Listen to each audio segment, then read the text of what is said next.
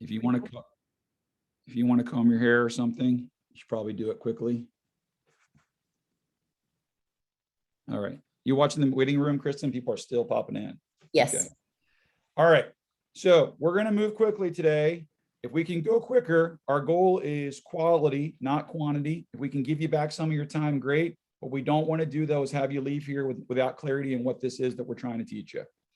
So I want to make sure you learn about what OKRs are today, and hopefully you can get something. My goal is to have you leave with something that you can use in your business. You don't have to use all this stuff. You can use just a small part of it. I'm a longtime member of the Entrepreneurs Group, and we're lucky enough to have the president of that organization, Kathy Doyle, here with us today. Entrepreneurs Organization is an amazing group of entrepreneurs. I've been a member of that group forever, and every time I go to a presentation like this, I always say if I can get one thing out of that presentation, I'm happy. And that's been my bar for the last 20 years of going to these kinds of events.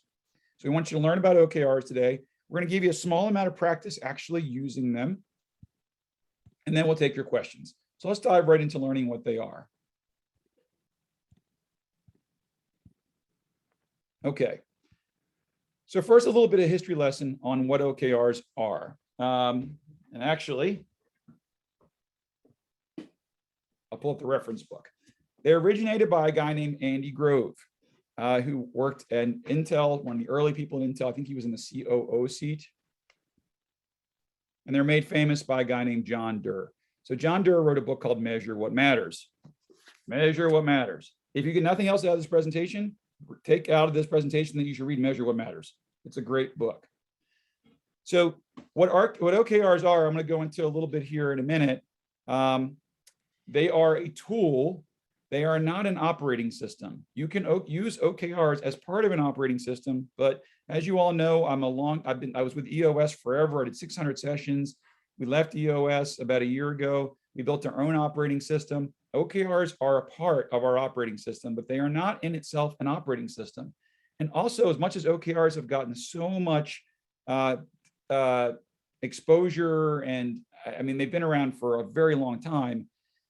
As much as they've been around for so long, people look at that and they say, I use my OKRs to run my business, and that's awesome. But really, the only thing formal ever done around OKRs is this book. That's it. And when Andy wrote this book, his goal, it wasn't like traction or scaling up. When he wrote an operating system, he just wrote a book and said, here's something that I did in my company that I hope you can all learn from.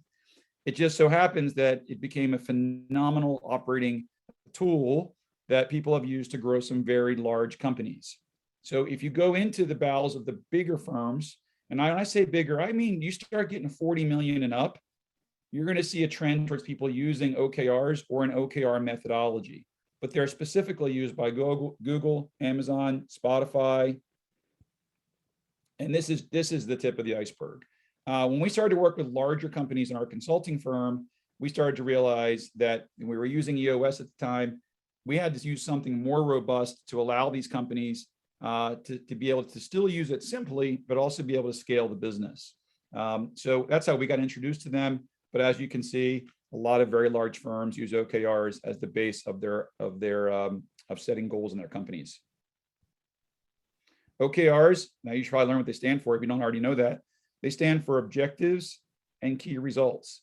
If you're using EOS or even a scaling up, this would be our version of rocks and goals if we're using EOS. So we use the OKR methodology instead. We still use rocks in our operating system too, but the majority of our operating system focuses on using OKRs. Now, before we dive in any deeper, which we're about to go a little deeper into this topic, you want to understand that John Doerr has this great quote in the book. He says, the number one objective you got to set for your company as you're working through the process of setting these OKRs is you got to have the right people in the right seats. I think I may even have this slide in here twice. It should actually be the right people in the right seats, but the right people in the right seats. It is absolutely crucial. So if any of you are dealing with any issues around people, we have different days and different webinars for that. But always you want to make sure you focus on those people issues first, because using OKRs is not going to change your world unless you really make sure you get the right people in the right seats. So work on that first, and you can actually set OKRs around getting that done, but you really want to make sure you nail that.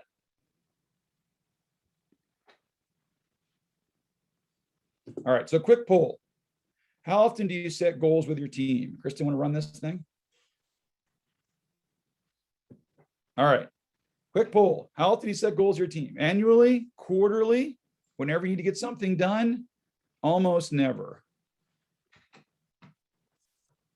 Got some quarterlies are in the lead. Quarterlies are running hot. No one's got annual plans, but we all have quarterly plans. 2 of you actually have annual plans. Derek, one of these people better be you. Almost never. I love that. We have an honest person. That better not be you, Shannon.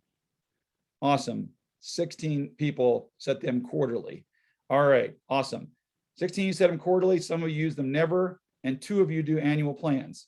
Here's the good news for OKRs. None of you are wrong. It's really about just understanding what rhythm you want to use to make sure that you're using them. And it's knowing what your rhythm should be. So I'm going to give you some suggestions as to what your rhythm should be in just a minute here. All right. Let me get rid of my poll. Good. Okay. Everybody can see my screen, right? We all good? Kristen, can you see it? I can. Hey, Eric, Nicolette is here and she's much better at this stuff than I am. So if you want to make her a co-host at your convenience. I will do that. Or I may just keep you doing it just for fun. I'm sweating over here. The good news is your job's almost done. All right. So goals. Ultimately, OKRs are a way of setting goals. They're a very disciplined way of setting goals. So the Harvard Business Study reports that setting goals makes you 10 times more likely to succeed. A lot of you already know that, so we're not going to spend much time on the slide.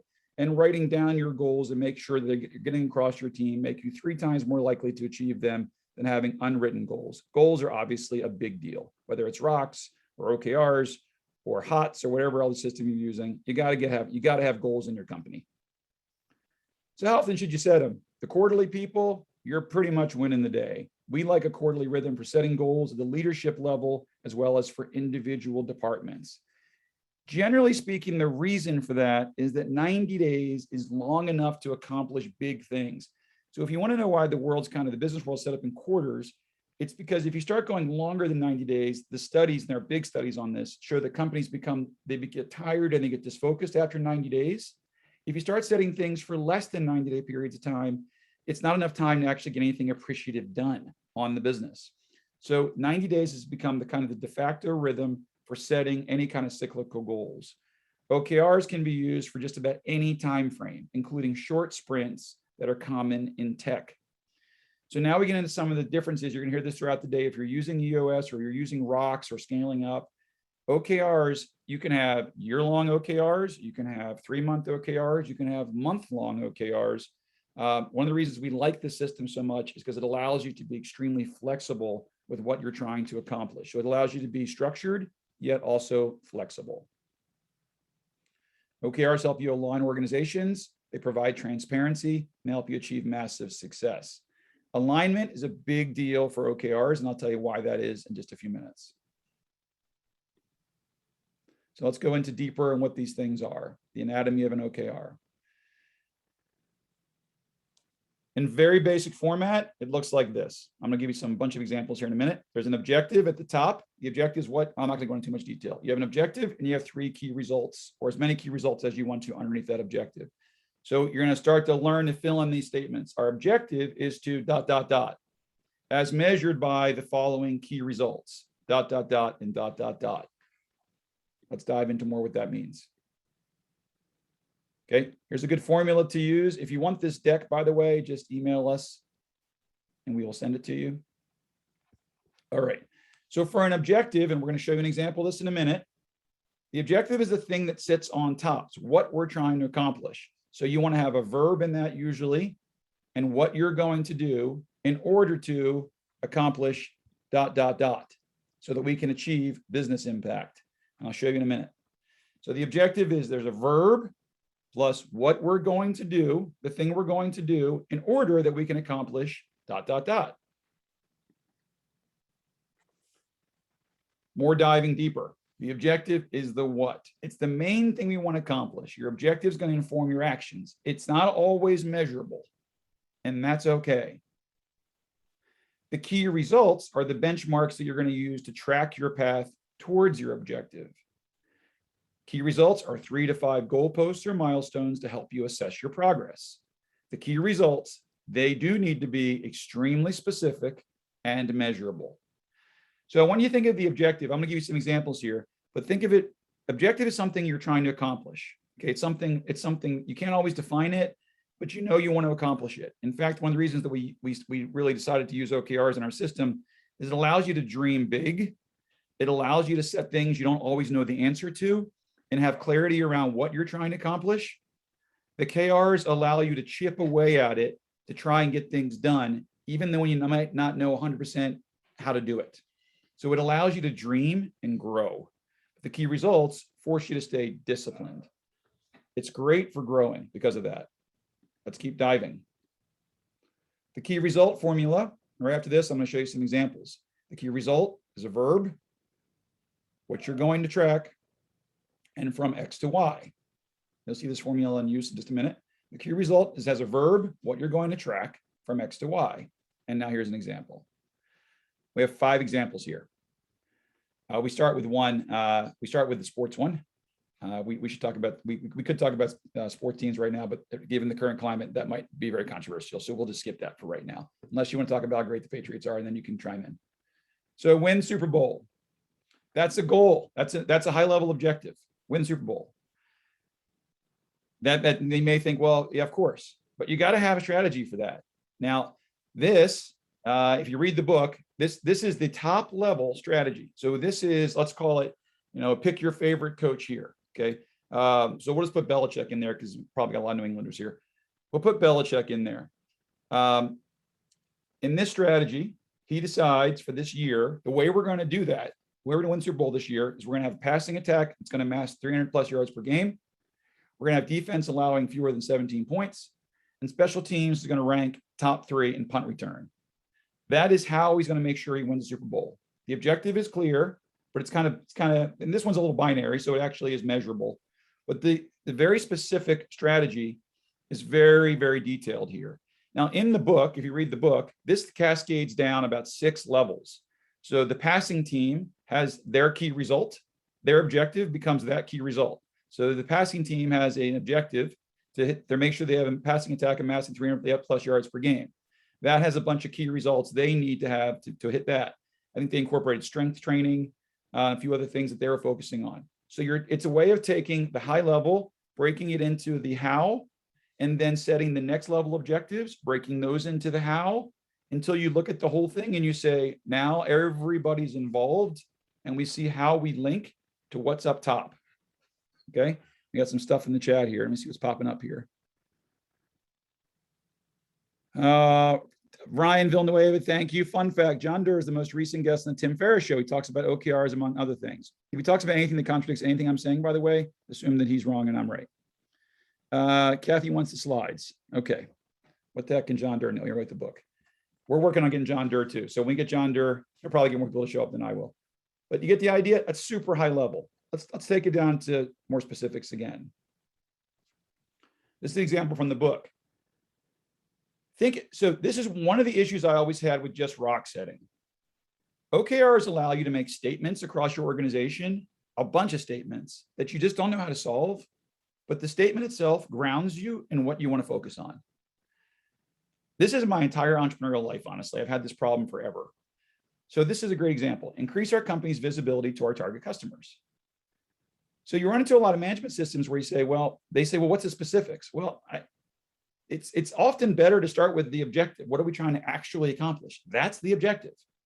The specifics in this case are run through. So let's just say this is so visualize a 90-day quarter here where the leadership team has quarterly meetings on both sides.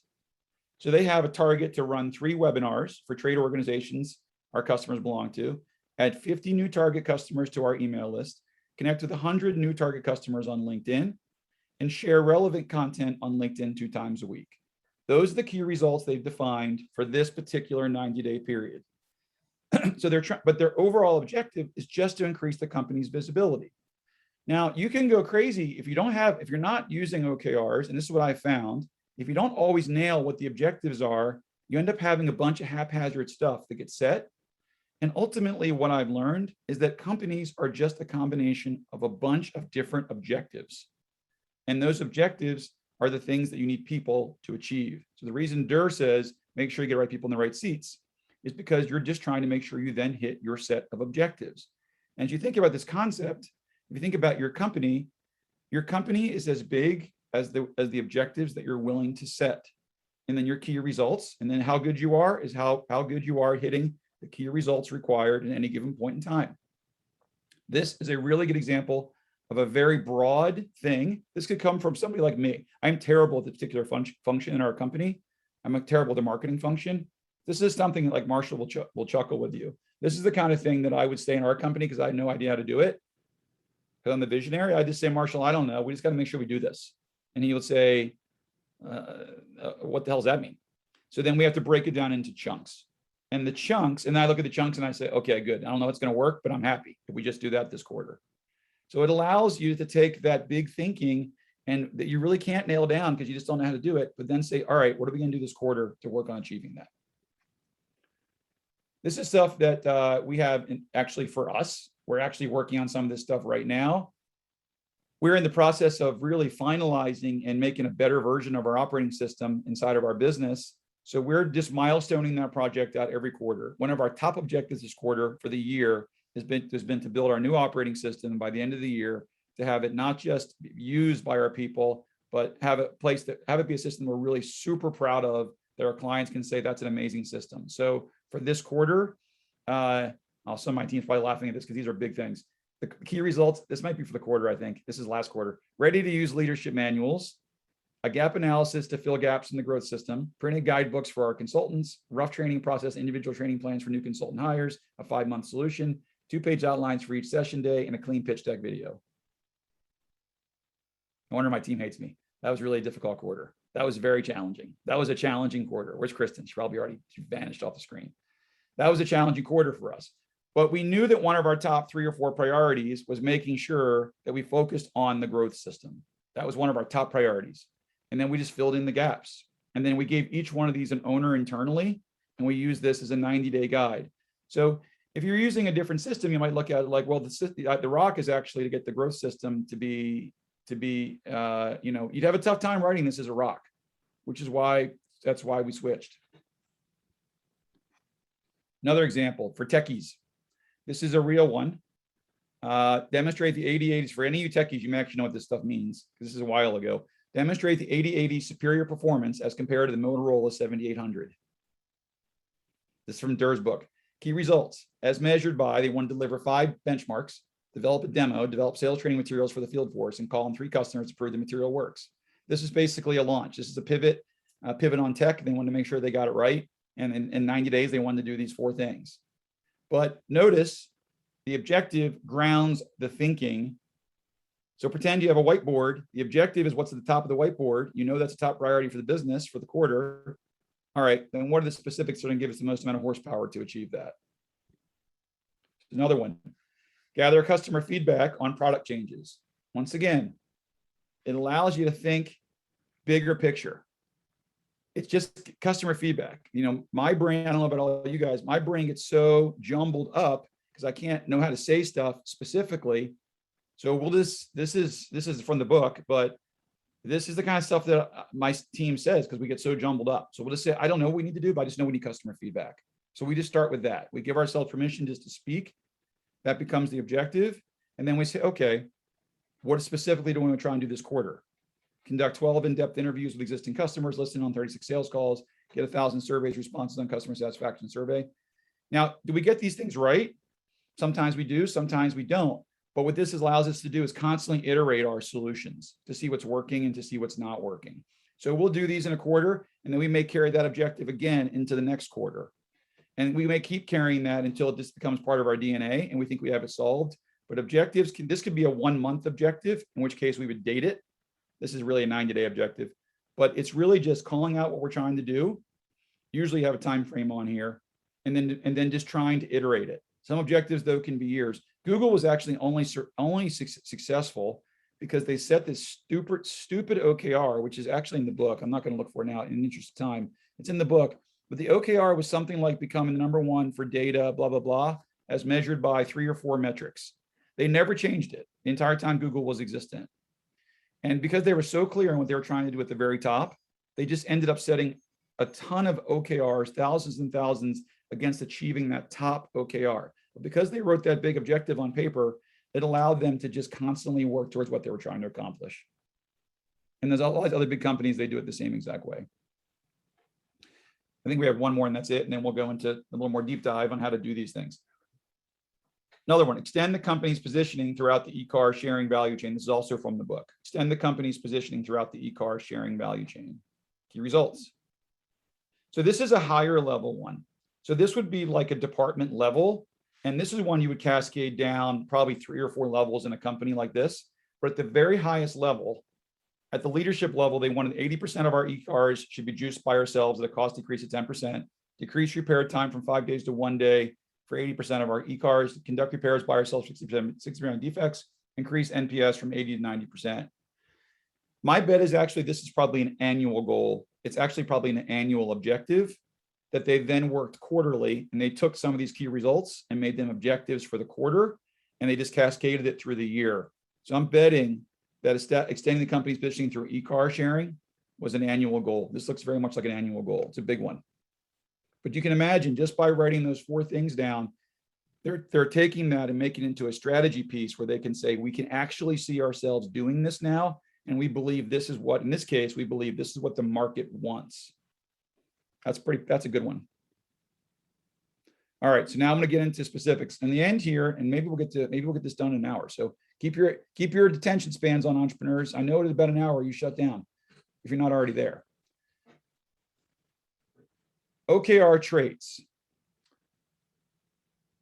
Think about this because I want you guys to actually do a few of these yourselves in just a few minutes now. So put your accountable hats on because I want you to really use this stuff in your business. They're ambitious, but they are not unattainable. This is a very big concept. I'm going to go into a little bit more in just a minute. There are differences in a quarter between committed OKRs, things your teams are committed to getting done, and things that are more aspirational. You're okay if it doesn't get done. Everybody's coming. Room's still filling up. So there's a difference between committed, that's stuff you have to get done for the quarter, and there's aspirational. That's stuff that you're going to try and get most of it done. OKRs itself is based on the thought pattern that we want you to be stretching to achieve big stuff every quarter. And that's important. John Doerr actually has a great quote in the book. It says, if you're getting all of your objectives and key results done every quarter, you are not setting good OKRs. You're not stretching yourself enough. At the same time, if you have OKRs that are set for your sales team, they must be hit because they're on your budget. Then you have to call those out as being committed OKRs. But for the most part, like the stuff you saw earlier, these companies are all going for it. Like Super Bowl, they're going for it. Your companies that are in this room right now, you're going for it. So you want to set OKRs that are ambitious every quarter or every year or every 3 years, but not unattainable. If they're not ambitious enough, they're not going to get out of them what you want. They should be set, as you saw earlier, as SMART goals, specific and measurable. The objective, once again, can be soft. You're going to see a bunch of repetition in these slides. We want you to really learn this stuff. The key results need to be more concrete. Every OKR is owned by exactly one person, and somebody has to own the objective itself. The objective is the quarterback. Somebody has to own the objective as a quarterback. If one person owns all the key results inside an objective on your leadership team or any place else in your departments, then they own the OKR itself. If key results are owned by multiple people, just choose one person to own the OKR. So in a given quarter at a leadership team level, and I think 20 of you are already doing quarterly goal setting here, in a given quarter, you are setting maybe 3 to 5 of these things total OKRs at a high level anyway. And usually you're always having an owner to really spearhead those things through the company, and the key results get owned by an individual as well. And then they become transparent to the entire organization. I'll get to that in a minute too. Once again, there's a difference between committed OKRs and aspirational OKRs. The committed OKRs are something that must get done during the current quarter. Example, a sales target or a key hire.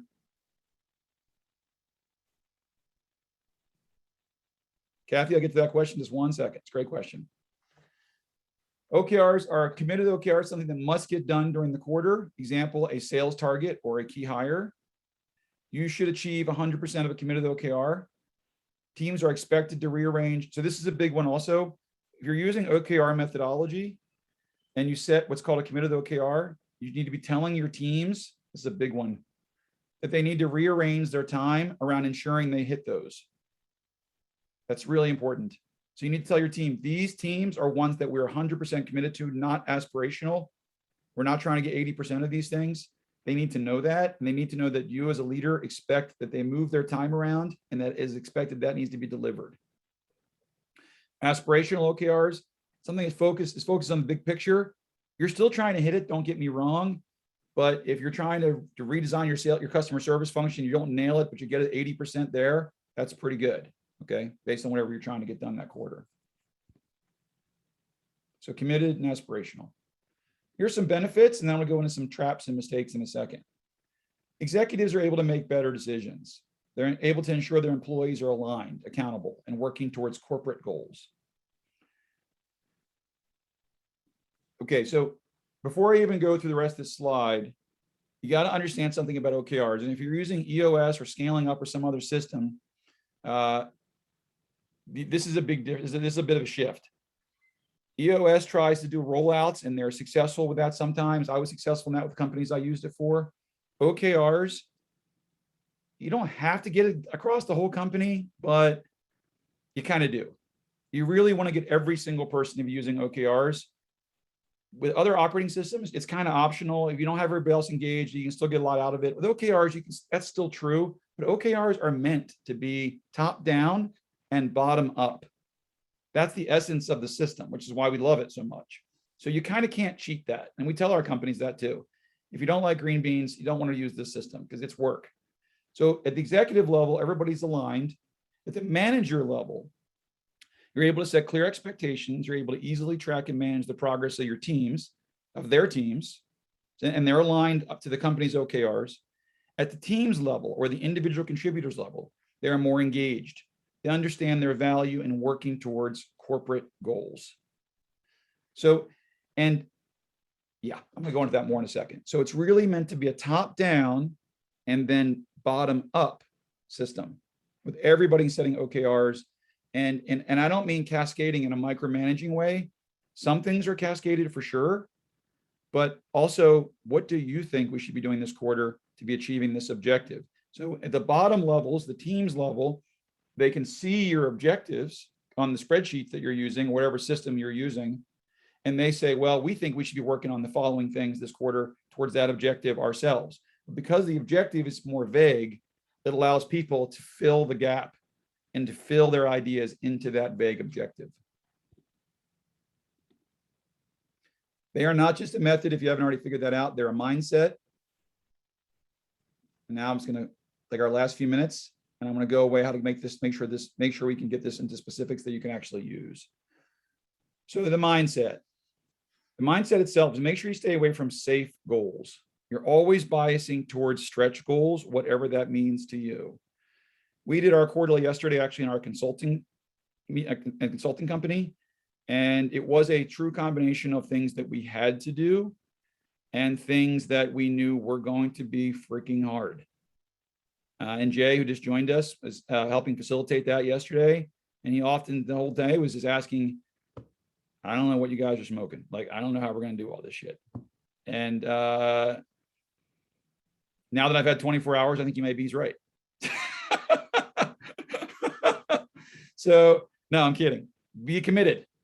So, but we did have to go through and say, these are 100% committed and these are aspirational, but we are going to run really hard to get the aspirational ones done. I'm not going to go too far into this, but I know we have some big companies in the room right now because I know who's here. I'm going to give you a little OKR level 400 for a quick second. Ultimately, this comes down to resources. You should make sure your company's fully staffed to make sure they hit their committed resources. Okay, that's crucial as the leader of the larger, especially a larger business. Smaller business is kind of, we're all kind of dealing in the muck of trying to figure out what the hell a resource even is. but certainly a bigger size company, I'd say 75 plus to 100 employees, you need to make sure the team has enough resources to actually hit their committed things. That's number one. The formula actually is that if you're setting aspirational stuff, the team should feel under-resourced. I know that's crazy, but that's true.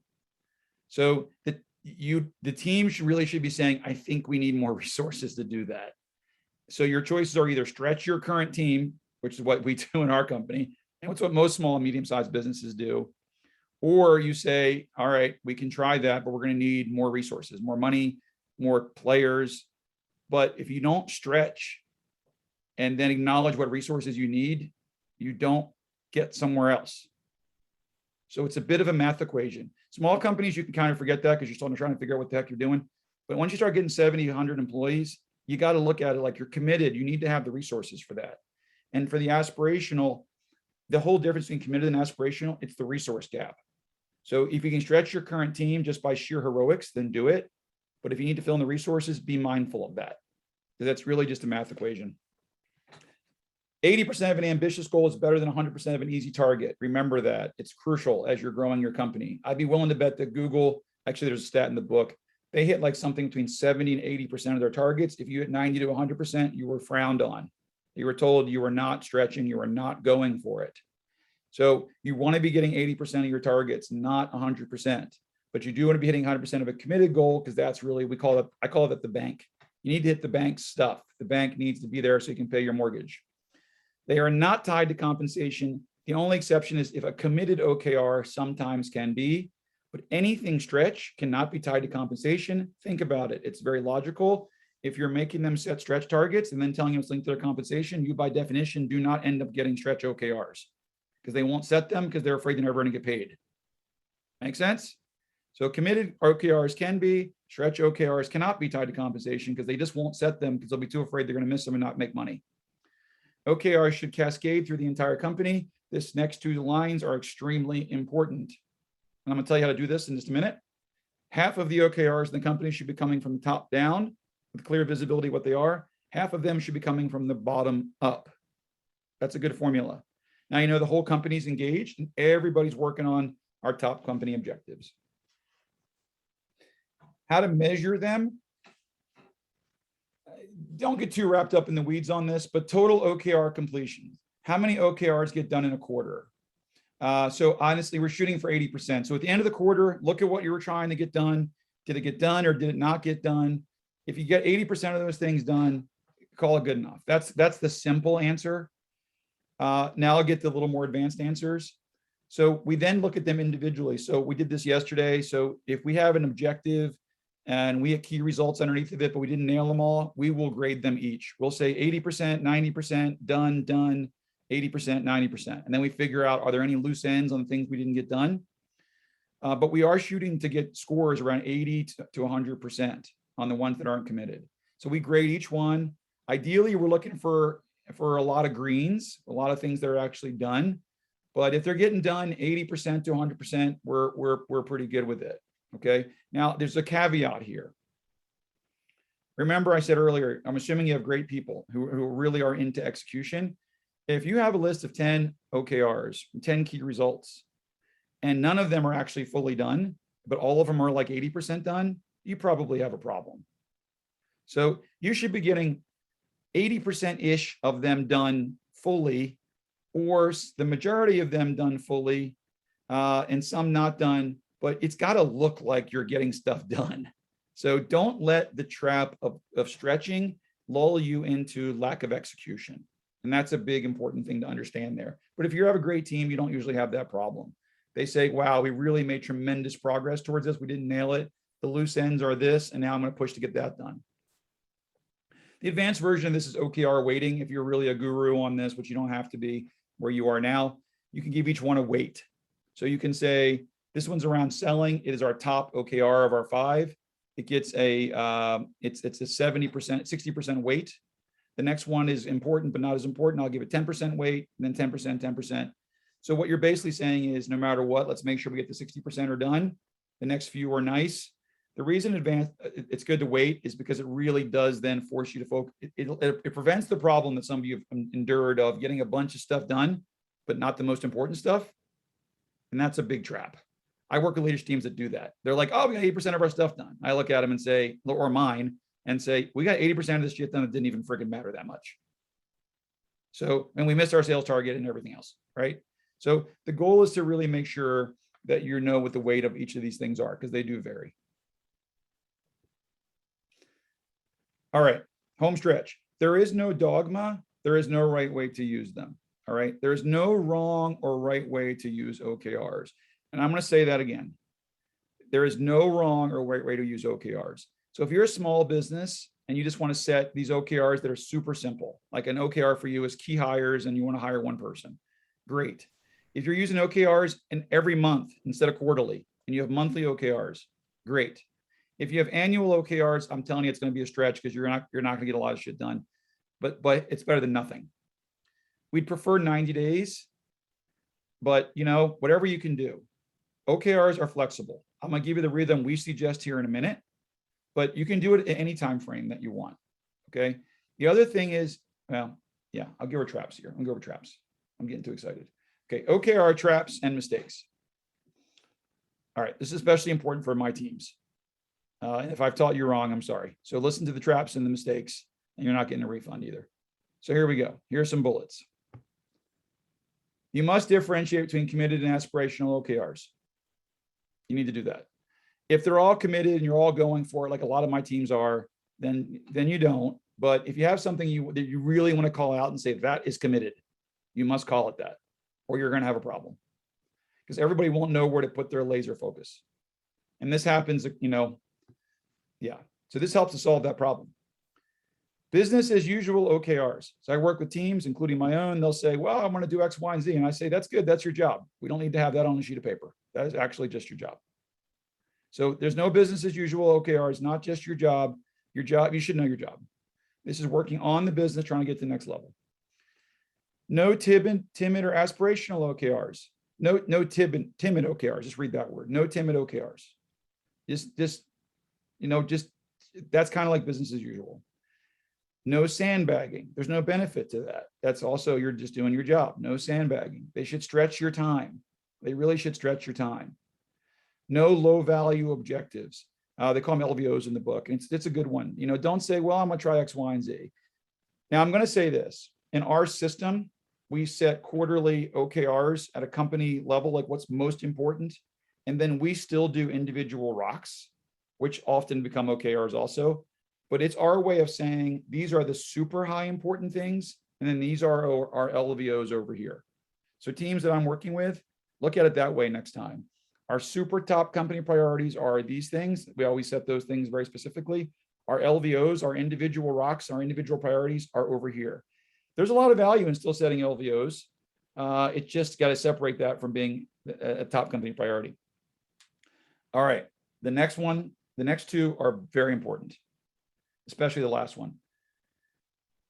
If your key result is for 90 days and it's really meant to be a 90-day key result, or I'm sorry, 90-day objectives. In other words, it should be done in 90 days. Then you have to have enough key results underneath that when those get done, you can say it's done. This is important. We screw this up all the time still. If you're not going to say it's done by end of the quarter, the objective, then it's not likely a 90-day objective, which is totally fine. You can say, then that's why we say stuff like, make steps towards achieving this. That's what we'll say. But if it's an objective that we're trying to get done in 6 months or 90 days, so we have an objective that's get the following done by X date, which you can do, by the way. We have objectives that even though we're following up once per quarter, they can be 6 months long. So we can say the objective is to get this done by 6 months from now or 9 months from now. This quarter, we're trying to get this done. But if you're trying to get something specific done in a quarter, you got to make sure all the key results are there that need to happen. And then this last one, other than reading the darn book, this one is the most important thing I'm going to say to you. Do not overcomplicate the OKR process. Here's how you know you're doing that. If you're going into minutes, where's Shannon? She knows this. She's probably chuckling in the background. She works at a very, very large company of engineers. They are amazing at making this very complicated. If you're having I'm here, I'm listening. And it's absolutely true. If your company is having arguments that last more than 5 minutes about what is an objective and what is a key result, you have gone off the reservation. Okay. You're overcomplicated this process. I know we suck. Yes, you do not suck. You're just very large. That you have a lot going on. So Shannon's, I want to go into it. Very big company. So it's worth 5 minutes to figure out, is this an objective? Is this a key result? But do not overcomplicate it. You're best when you determine this is an objective. So the rule of thumb is that this is an objective and some key results. The rule of thumb is that your key results become the next level's objectives, and so on and so on. But it doesn't matter if you get it right 100%. It matters that we're listing stuff to get us where we're going. Do not get stuck in those weeds, because you will literally drive yourself insane. My clients actually drive me insane on this. And in our company, we just say, we don't even care anymore if it's written right. Just write it down. That's what we're doing. We're good to go. Move on. We are lucky because we actually started with EOS. So take some of my wisdom here. EOS is a very basic system. And I'm lucky to have spent 600 days doing it, because that simplistic mindset helps me keep OKRs simple. I'm very lucky. If I didn't have that training, honestly, I'd be a little concerned. So I'm trying to give you that wisdom. The beauty of EOS is it's extremely simple. For our scaling clients, it just is a little too simple, but it does force a simplistic mindset. So our system, our growth system, what we try to accomplish is bring that simplistic mindset, but you got to also break these things out into the bigger parts, the bigger picture, where you're not going to be able to get enough horsepower in your organization. But you got to bring that simplistic mindset, or you'll suck yourself into oblivion, and the beauty of OKRs, you will lose. Sound like a Yoda statement there. All right, the meeting rhythm. Brass tacks. You guys, a lot of you have been to a lot of our webinars. So you've seen this crap, right? This is how we actually implement OKRs. You do not have to use the growth system or EOS or Rockefeller habits or whatever, scaling up, whatever the heck it's called now, to do this system, to do OKRs. And this is not our growth operating system. This is a meeting rhythm itself. This is part of it. This is just like EOS, just like scaling up. We recommend you do annual meeting with your leadership team and all the rest of your team. We recommend you do a quarterly. We recommend you do daily huddles at all levels of the business and for all team members. We recommend that. In fact, I strongly recommend it, because it makes all this a lot easier. So I'm trying to more speak to you today in terms of thinking quarterly, but if you can really get annual objectives that tie to quarterly objectives, that's awesome. You then finish your quarterly meeting, and then you tell the company. A lot of this is EOS stuff and Rockefeller stuff too, so it's very similar. You give all your team members your company meeting, whatever you call that. You tell them everything you're working on for the quarter. You give them a state of the company address. They are usually, before your quarterly meetings, having quarterly conversations with each of their team members to kind of come into the meetings and saying, here's what we think we should be focusing on for the next quarter. And you get that done, and then they go into their meeting rhythm and so on and so on. You have full alignment across the whole company. It's pretty simple.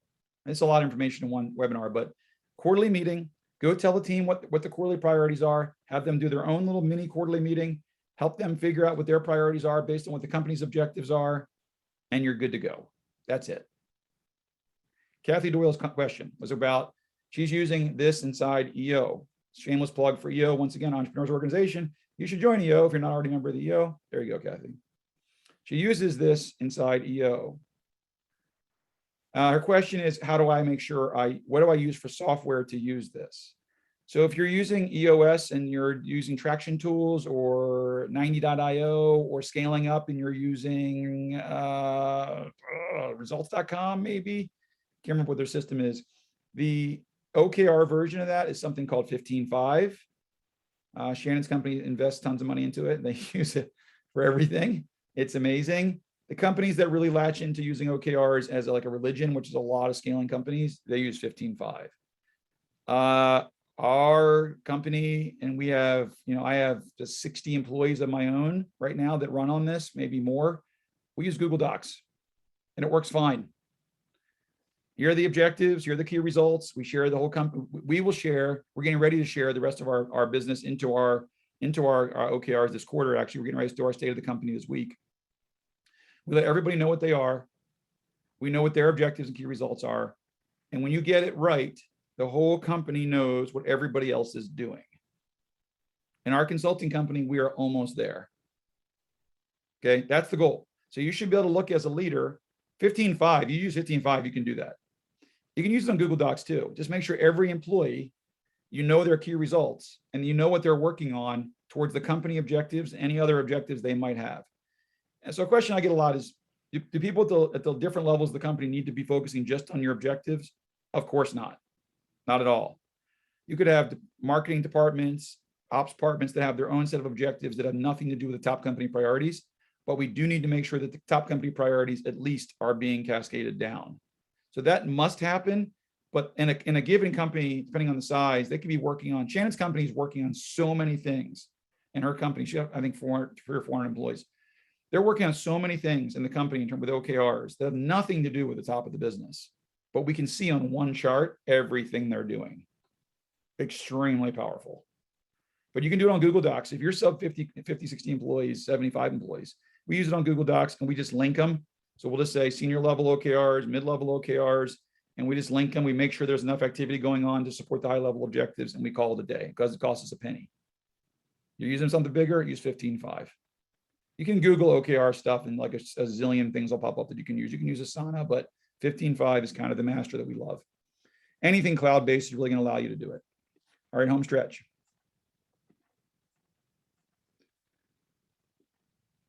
Okay, the OKR roadmap. Here it is at a high level. Then we're going to go into 3-year objectives, and then we're going to wrap up. So the North Star. The first thing you want to do with your company, and this is all in the book, is set your North Star. What are you trying to accomplish with your business? If I work with you as a consultant or our team works with you, you'll notice one of the first things we ask you is, what are we trying to do with this business? Where's it going? The book calls it the North Star. You may have heard it called BHAG. I like North Star. EOS calls it 10-year picture. Rockefeller Habits calls it, I think, BHAG. I like North Star. It's the North Star is, it doesn't have to be numeric.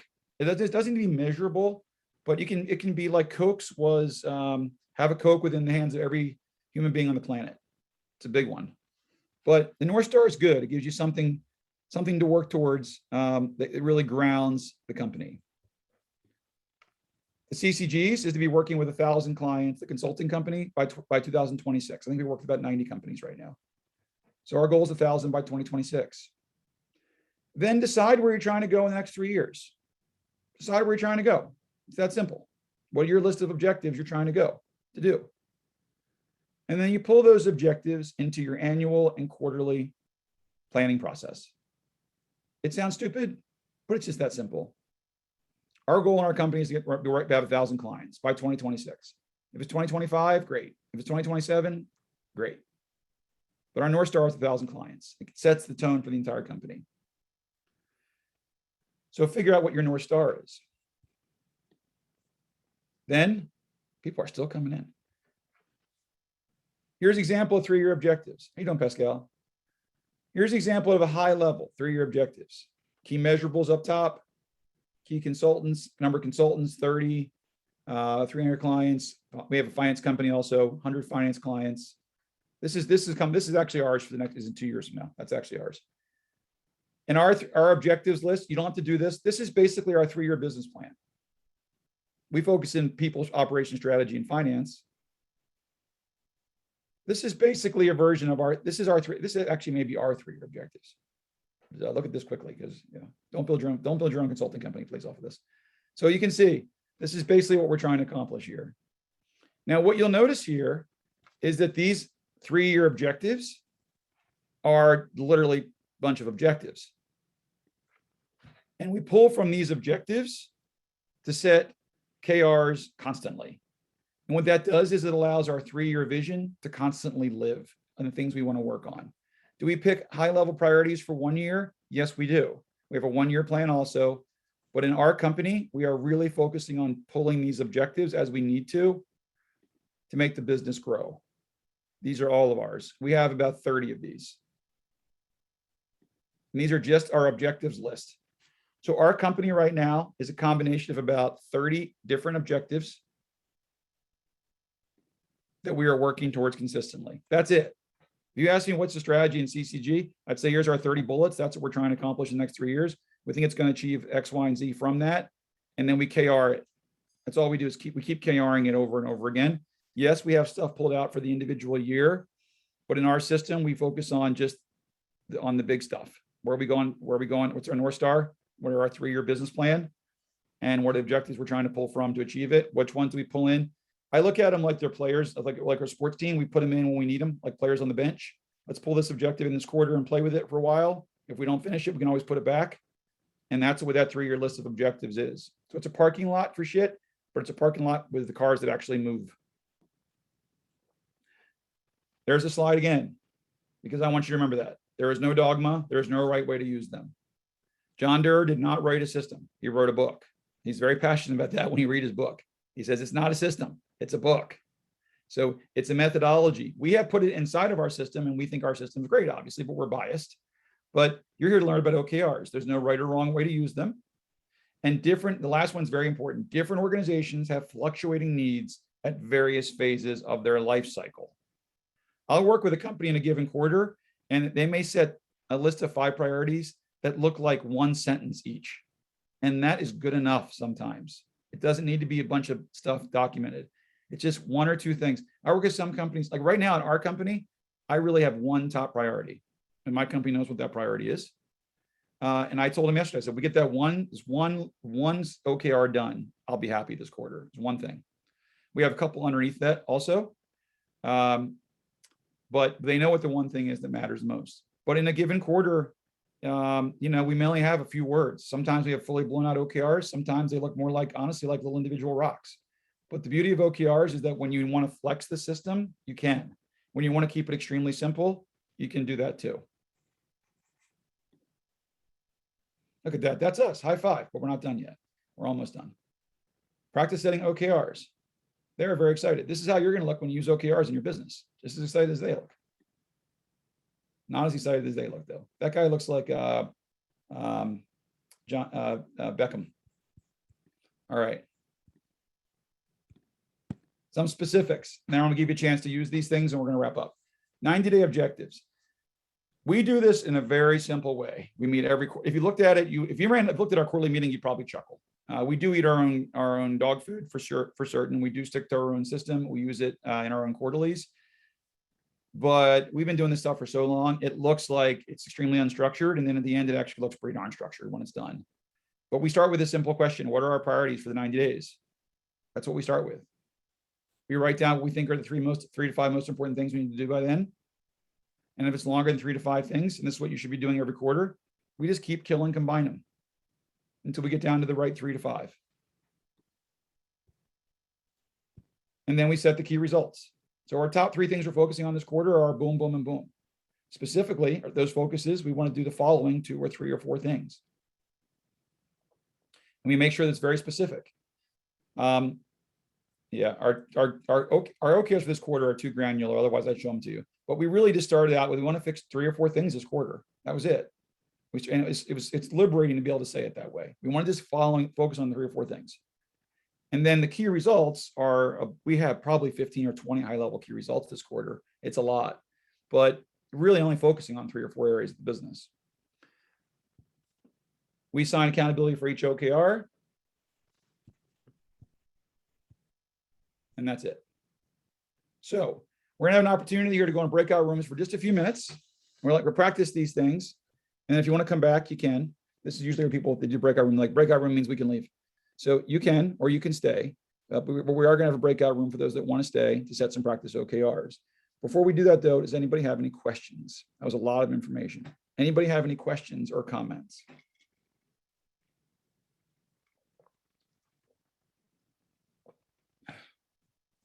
Hold on, I'm getting to you. You're welcome, RJ. You can speak out loud if you want to, RJ. RJ runs one of the largest catering companies in New England. If you want to get married once or twice, or however many times you're going to do that, you call RJ, Warren's Catering, 130-year-old business. There you go, RJ. Here's your plug. Awesome. Appreciate it, Eric. Thanks for the class today. Great I gotta seeing you, go work brother. on Oz right now for this quarter. Yes, good. Stay focused. See you, All buddy. right. Thanks. Other questions? All right, no questions. Does anybody want to go into a breakout room? We're down to largely our team members here. We can set them with Stephen Webster because he's here, and Gormley. Gormley's like, I'm out of here. Get me out of here. Get me out of here. So we can. Anybody actually want to do a breakout room and work on this stuff, or we can end? I'm good. I'm good, Eric. Thank you. I hope it was Great. helpful. No questions? Oh, it was great. Yep. Awesome. You can, I worked at the company this morning. I worked, a friend of mine who's using the EOS system. And I said to him, I said, no matter what, you should read Measure What Matters. It's an agnostic. You can use it in any system you want to.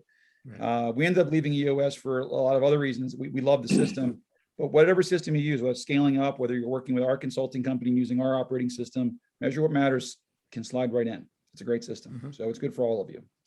If you need anything at all, you guys know how to reach us. We do these things constantly. You know how to reach us. You didn't even go anywhere. Look at that. But if you need us for anything at all, just let us know. We'll help you out with whatever you need. All right, we're going to wrap. Thank you, Eric and team. Great to see Eric, you. thank you. You guys are awesome. Good seeing you all. Great Good group. to see you. Take care. Bye, everybody. Bye now. Thanks, Eric. Bye-bye.